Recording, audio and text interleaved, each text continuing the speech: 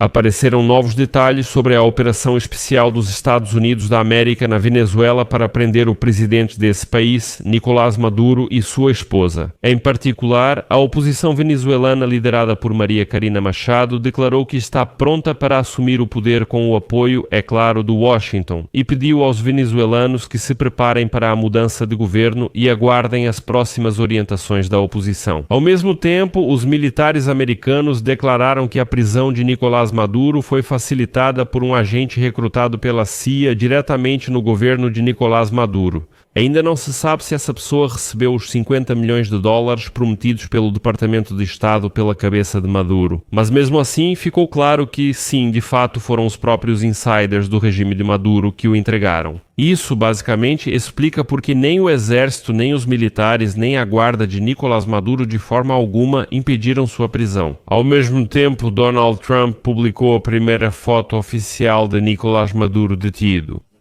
E ela, claro, tem uma aparência bastante característica. Basicamente parece que Nicolás Maduro é algum tipo de criminoso em série que está algemado e sendo transportado em um avião. Além disso, Trump começou a postar vídeos de como foi realizada essa operação militar e depois fez um pronunciamento. Por enquanto, o quebra-cabeça está se formando assim. Mas eu quero chamar a sua atenção neste episódio para, ao que me parece, os verdadeiros objetivos de toda essa operação e eles não estão relacionados à prisão de Nicolás Maduro. Esse não é o objetivo final. Afinal de contas, a operação especial dos Estados Unidos da América na Venezuela é, antes de tudo, uma questão de política interna de Washington e o objetivo estratégico dessa operação. Não é a Venezuela nem Maduro, é Cuba. Desde o fim da Guerra Fria, a Venezuela se tornou para Cuba algo parecido com o que a China é hoje para a Rússia em termos de logística e energia sob sanções. Essencialmente, esses países dependem um do outro. E já faz tempo que Marco Rubio declarou que, se derrubarem o regime de Maduro, então será muito mais fácil acabar com o regime comunista em Cuba. Neste episódio, abordaremos a situação de forma mais estratégica. Bem, e algumas declarações operacionais eu vou deixar para o meu canal no Telegram Pitch News. O link está na descrição, não deixe de acessar e se inscrever porque lá publicamos notícias em tempo real assim que elas chegam. Meu nome é Alexei Pitch. Vamos começar, mas antes de começarmos peço que você se inscreva no canal, ative o sininho e não se esqueça de deixar um like neste vídeo e também escrever seu comentário. Isso vai ajudar muito a impulsionar este vídeo nos algoritmos do YouTube. Nós vamos nos mover pelo país até o momento em que possamos fazer uma transmissão segura, correta e adequada. Nós não queremos nos envolver para que mais alguém entre nisso. E nós temos a mesma situação que tivemos nos últimos anos longos. Então, agora vamos por partes, passando rapidamente pelas últimas atualizações. Nicolás Maduro deve chegar hoje a Nova York, onde será entregue às autoridades federais. O avião militar com Nicolás Maduro a bordo deve pousar mais tarde hoje no Aeroporto Internacional Stewart, em Nova York. E, segundo fontes, Nicolás Maduro, que está sob custódia dos militares americanos, provavelmente será entregue às autoridades federais ao chegar ao país. Espera-se que na próxima semana ele compareça ao Tribunal Federal do Distrito Sul de Nova York. Ao mesmo tempo, Nicolás Maduro e sua esposa já foram acusados, mas não de narcoterrorismo, e é evidente que ele cumprirá sua pena em uma prisão americana. Ao mesmo tempo, a oposição venezuelana liderada por Maria Karina Machado já convocou os venezuelanos a se prepararem para tomar o poder em suas próprias mãos, é claro, com o apoio da administração de Donald Trump. A líder da oposição venezuelana, Maria Karina Machado, publicou uma declaração dirigida à nação após a prisão de Maduro. E nela ela escreve: venezuelanos, chegou a hora da liberdade chegou e assim por diante. Quero simplesmente citar para vocês um trecho desse pronunciamento. Hoje estamos prontos para cumprir nosso mandato e assumir o poder. Aos venezuelanos que estão em nosso país, estejam prontos para cumprir o que em breve comunicaremos a vocês através dos nossos canais oficiais aos venezuelanos no exterior. Precisamos que vocês se mobilizem, envolvam governos e cidadãos ao redor do mundo e, a partir deste momento, dediquem-se à grande operação de construção de uma nova Venezuela. Venezuela, deem horas decisivas, recebam toda a minha força, minha confiança e meu amor. Vamos todos permanecer atentos e conectados. A Venezuela será livre, escreve Maria Karina Machado.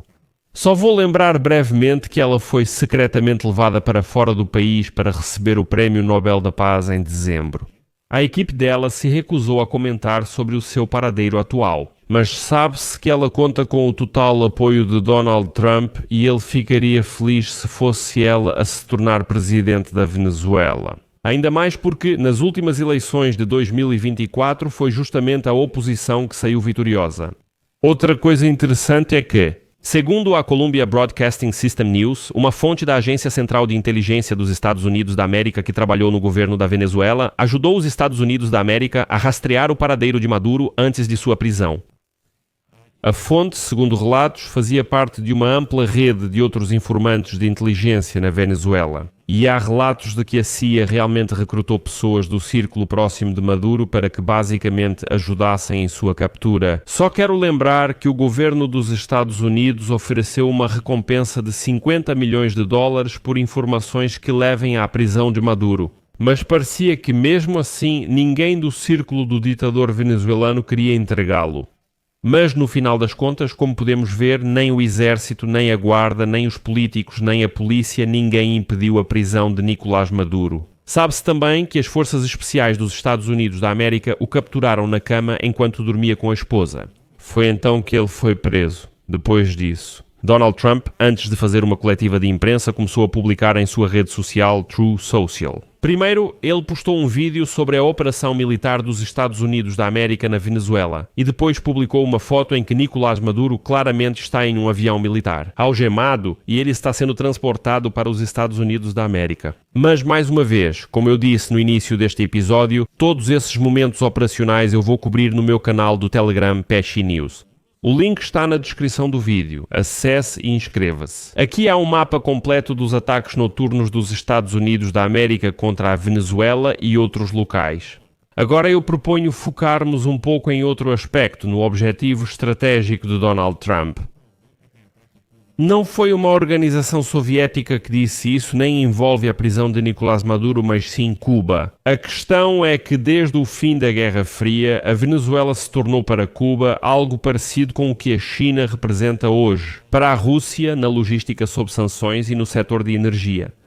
Caracas fornecia dinheiro em espécie e petróleo para Havana, além de subsidiar a ilha em meio a um bloqueio económico total. E, por exemplo, desde o ano 2000, a Venezuela e Cuba firmaram um acordo pelo qual Caracas fornecia diariamente para Cuba petróleo e derivados em média de 90 a 100 mil barris por dia. Entre 2003 e 2009, a Venezuela forneceu cerca de 12 bilhões de dólares em petróleo e derivados para Cuba, segundo estatísticas disponíveis. E parte desse valor, quase metade, teve o pagamento adiado por 25 anos.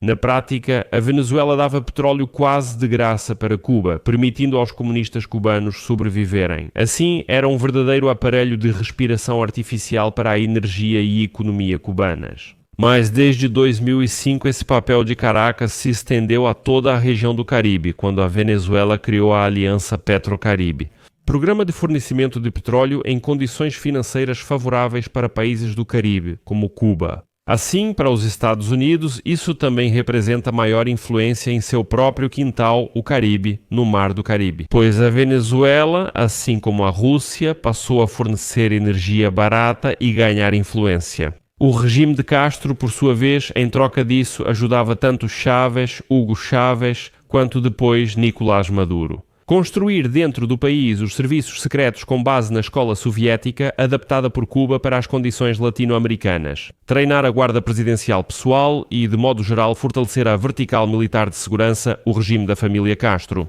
Com 70 anos de experiência em contra-espionagem, controle das elites, trabalho militar e, principalmente, gestão da lealdade em massa na pobreza. Basicamente, ele sabia como fazer tudo isso e transmitia toda essa experiência ao regime. Primeiro para Hugo Chávez, depois para Nicolás Maduro na Venezuela. O ano de 2002 foi um ponto de virada para o fortalecimento do papel de Cuba na transferência institucional de controle na Venezuela. A tentativa de golpe de Estado em Caracas, na qual a Agência Central de Inteligência dos Estados Unidos da América supostamente planejava remover Hugo Chávez com a ajuda de seu círculo mais próximo. Depois disso, o presidente venezuelano concluiu que a maior ameaça vinha do próprio exército e das elites venezuelanas, e não diretamente dos Estados Unidos.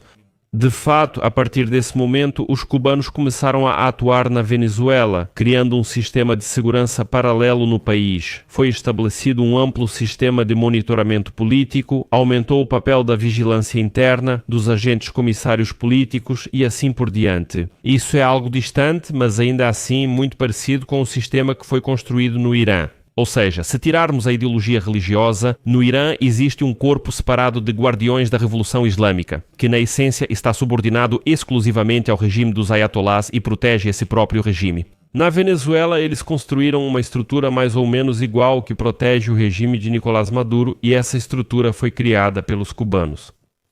Foi exatamente esse modelo paralelo de poder, construído por Havana, que posteriormente permitiu que Nicolás Maduro se mantivesse no poder. Após 2013 e 2024, apesar do colapso econômico, das sanções internacionais, dos protestos em massa e do isolamento internacional.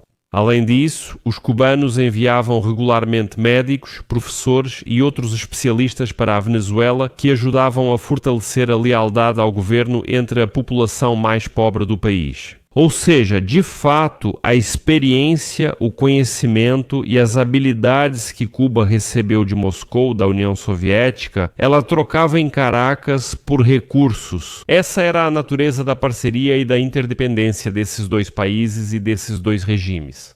Mas os principais problemas começaram justamente durante a presidência de Nicolás Maduro. Entre 7 e 9 milhões de pessoas deixaram o país durante seu governo, segundo estimativas. Isso representa, só para você ter uma ideia, cerca de 30% de toda a população do país. E geralmente essa era a parte mais educada, mais rica e mais empreendedora da população, que esperava que com a morte de Hugo Chávez reformas radicais começassem no país. Então chega Maduro e todos sabem o que vai acontecer. A mesma coisa ocorreu, mas não como esperado. E hoje, se você visitar o Chile, a Argentina, o Uruguai e outros países deste continente, verá lá uma quantidade impressionante mesmo de refugiados venezuelanos, ou seja, os venezuelanos deixaram seu país e se espalharam pelos vizinhos. Assim, com esse colapso demográfico que naturalmente arrastou a economia junto, a crise política já era uma questão de tempo e nenhuma vertical de segurança cubana poderia ajudar muito nisso. Claro, isso também afetou o papel da Venezuela como fornecedora para Cuba e os países do Caribe, ou seja, mais recursos passaram a ficar dentro da própria Venezuela.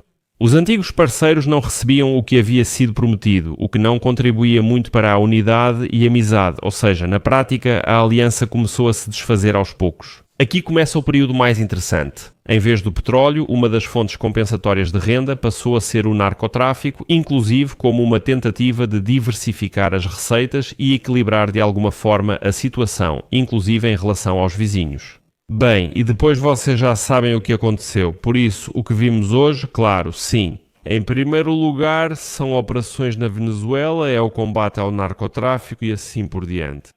É óbvio que lá tem petróleo, narcotráfico, o regime de Maduro não é a última razão pela qual Donald Trump decidiu realizar essa operação. Mas, ao que me parece, a principal razão ainda é o enfraquecimento do regime em Cuba. E é justamente Havana o ponto final do efeito de toda essa operação. E a origem étnica, aliás, do secretário de Estado dos Estados Unidos da América, Marco Rubio, aqui não é uma coincidência. Lembro que ele é cubano e Marco Rubio já dizia há muito tempo que, olha, é preciso sufocar o regime em Cuba e então o regime da Venezuela vai cair, ou, ao contrário, sufocar o regime da Venezuela e então o regime em Cuba vai cair. Após o fracasso da operação na Baía dos Porcos em 1961, Cuba continua sendo uma ferida dolorosa para cada administração dos Estados Unidos da América, e é justamente esse trauma que impede qualquer intervenção direta americana diretamente em Cuba. Por isso, desligar de vez esse aparelho de respiração artificial venezuelano para Cuba é talvez o melhor que se pode fazer para a futura conquista da ilha. E se Trump conseguir isso, sabe, até o final do seu mandato, será um acontecimento histórico, que vai, de fato, inscrever o nome dele com letras douradas e enormes no livro de história americana e lhe conceder uma indulgência pela maioria dos pecados anteriores. É exatamente por isso que a administração dele está completamente indiferente ao que esses russos estão resmungando. Nesse assunto eles realmente não ligam. Mark Rubio até zombou de Lavrov quando, em um dos programas, na véspera do Natal, perguntaram para ele: o que você acha sobre o que os russos estão dizendo? Eles podem ajudar o regime de Maduro? Eles expressam preocupação e Mark Rubio então disse diretamente: olha, sim, a gente não liga nem um pouco para a posição dos russos. Os russos não podem fazer absolutamente nada além de expressar preocupação. E então, olhando para a câmera, ele diz: Sergei Lavrov, Feliz Natal. O que planeja para ajudar o regime de Maduro? Pois é, Washington acha que resolve os problemas no seu próprio quintal e que a Rússia não vai se meter lá de jeito nenhum. E, consequentemente, se alguém tentar se meter, eles podem dar um tapa na cara logo de cara porque consideram aquilo território deles. A Europa é outra questão. Dizem que lá é diferente e que os europeus devem se defender sozinhos. Amigos, vou usar reticências. Sua opinião, suas conclusões, escreva nos comentários abaixo deste episódio, inscreva-se no canal, ative o sininho e não se esqueça de deixar o like. É isso, cuidem-se, tchau a todos.